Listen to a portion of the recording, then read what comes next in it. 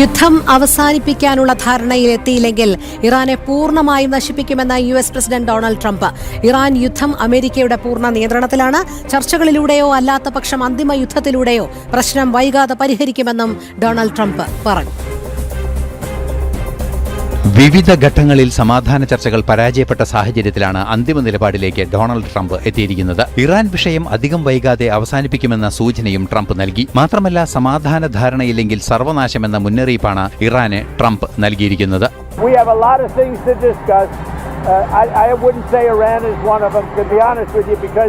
We have Iran very much under control. We're either going to make a deal or they're going to be decimated. So one way or the other, we win. China സന്ദർശനത്തിന് തിരിക്കും മുമ്പ് മാധ്യമങ്ങളോട് സംസാരിക്കുകയായിരുന്നു അദ്ദേഹം. Iran ഉൾപ്പെടെ വിവിധ വിഷയങ്ങൾ സന്ദർശനവേളയിൽ Chinese president Xi ജിൻപിങ്ങുമായി ചർച്ച ചെയ്യുമെന്നും സൂചനകൾ പുറത്തുവന്നിരുന്നു. ഇറാൻ മുന്നോട്ടുവച്ച സമാധാന നിർദ്ദേശങ്ങൾ ഇക്കഴിഞ്ഞ ദിവസങ്ങളിൽ ട്രംപ് തള്ളുകയും ചെയ്തിരുന്നു. ഇന്റർനാഷണൽ ഡെസ്ക്, ജനം.